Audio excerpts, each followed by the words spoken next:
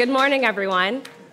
We're going to kind of change the tone up just a little bit and have a nice conversation here with Will Snowden. I'm Bria Gillum with the MacArthur Foundation. I'm a program officer for the Criminal Justice Program. I want to start off by thanking The Atlantic for sponsoring today's very productive conversation.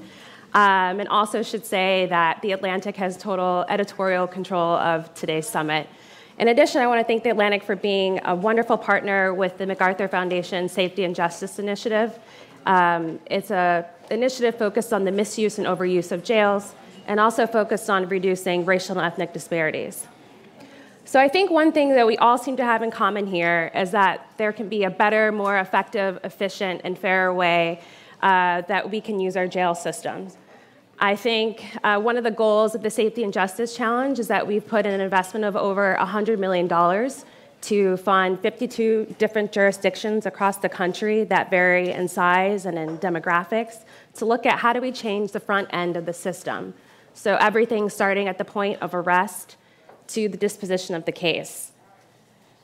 I think one of the things that's clear is that we need to look at the local communities to identify what are the problems, what are the solutions, and what is the path going forward. We need to better understand how the criminal justice system intersects with our healthcare system, education, housing, our economy, so on and so forth. And we also need our leadership, both from our elected officials and our community members, to also help us propose solutions that are really going to focus on promoting safety and also issues that address racial and ethnic disparities. So today's conversation with Will is really going to focus on what's going on with New Orleans. We've heard a lot about the progress that's happened, particularly with the jail population. I'm going to talk to Will about what he thinks are some of the successes or why that success has happened. And then we're also going to talk about what are some of the challenges and also what does the future look like and the path going forward. So, Will, why don't you kind of help us set the context about what has really started this big push about the jail population reduction, and what do you see, given your perspective, both as a former public defender and now working at Vera, what has been some of those drivers of change?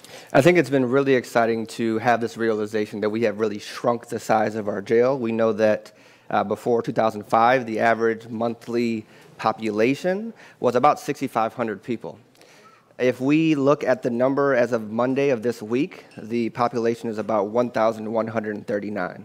Right, so 6,500 before 2005. Now we have an average of a monthly population around 1,200.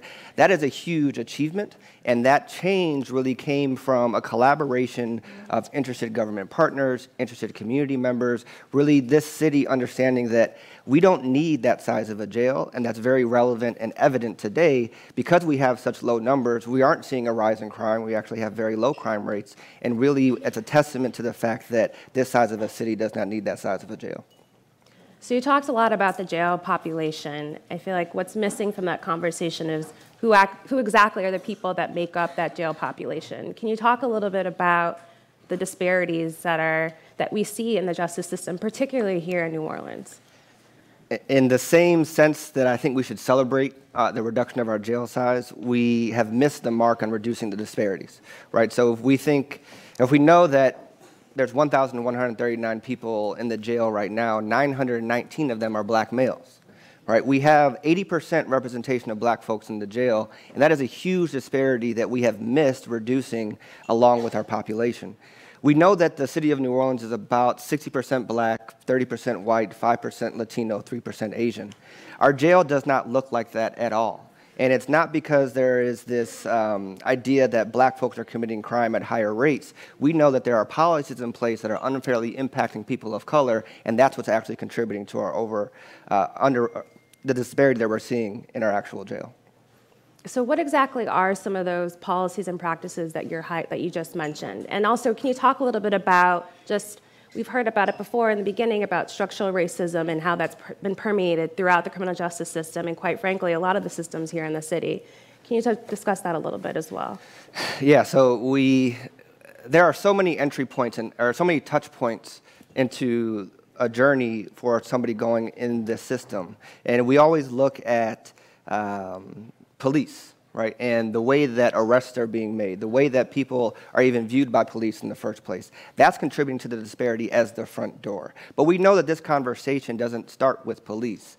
As our previous panelist was discussing, criminal justice reform starts in the classroom, starts with our kids, starts investing in them to understand that we shouldn't be looking at their reading rate as how many jail beds we should be trying to fill in the future. We should be understanding that black people in this country and people of color have been put on a track to only be certain things. And when we have these schemas, when we have these biases towards people of color, that's contributing to the disparities. So if we have this understanding that majority of Americans, including people in this room, have an implicit bias associating people of color with criminality, then we can't blindly think and believe that police officers aren't going to have those same implicit biases, that prosecutors aren't going to have those same implicit biases, that judges aren't going to have those same implicit biases, that jurors aren't going to have those same implicit biases, that we are seeing people as they're coming into the system not as people, but as criminals, because that's what we've been fed to believe throughout our entire lives. So I feel like there's an incredible opportunity happening right now. There's a lot of action emerging. We've heard that there's a local election that's happening later on this year. There's more elections happening in 2020. There's a great amount of momentum, I think, here in this room where people are coalescing around criminal justice issues. And I would love to hear from you, Will, about some suggestions about what can we do, everyone here in this audience, to really try and start that change going forward and to really have a difference of change in the city.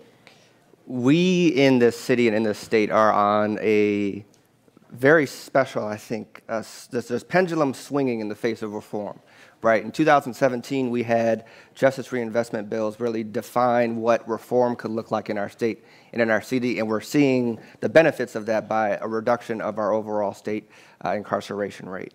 In 2018, formerly incarcerated people with felony convictions were able to get their right to vote back. We also, as a state, provided the right of a jury of 12 people, and all 12 people have to actually agree on that actual conviction or that person being found not guilty. So we think about this momentum of reform.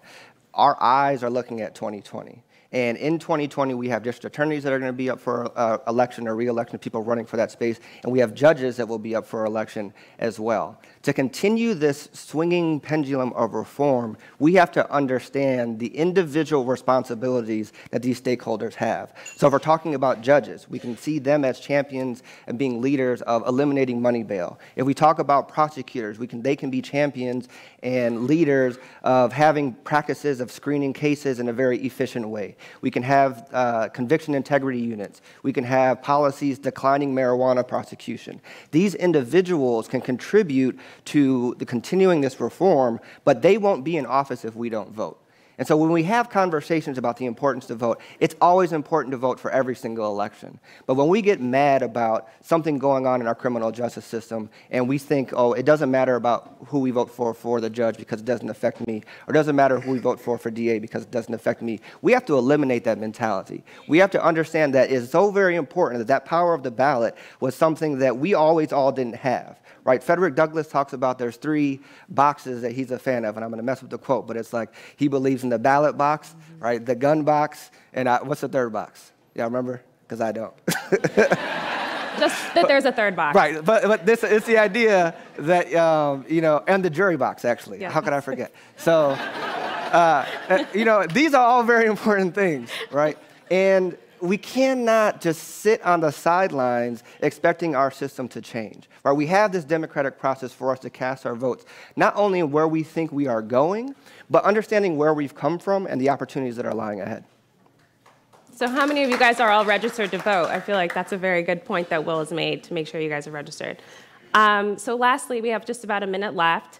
I kind of want to hear more of your thoughts about your own personal journey here in New Orleans. What brought you here? What have you seen change over your last 5 or so years coming from outside perspective? Yeah, so I came to New Orleans in 2012 as a law clerk at the Orleans Public Defender's Office, was a staff attorney from 2013 to 2018, and now I'm working with the Vera Institute of Justice. And what first brought me to Louisiana was because it was the prison capital of the world. Simply put, they're locking up too many black people.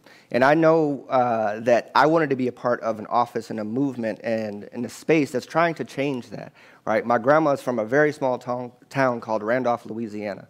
My grandfather's from a smaller town called Bernice, Louisiana. And so I've always had a draw to Louisiana, although that's in the northern part of the state. But what brought me here was understanding that this criminal justice system is disproportionately impacting people of color. They're disproportionately impacting people that are part of my family. Right? And so when we think about how we want to bring change to a state or how we want to bring change to a system, we have to be as involved as possible. Because if you're not doing something, you're doing nothing. And things are just way too serious right now for us to just sit on the sidelines and expect things to change when we know that they need to. While I was a public defender, I was able to see how the system just simply was not working.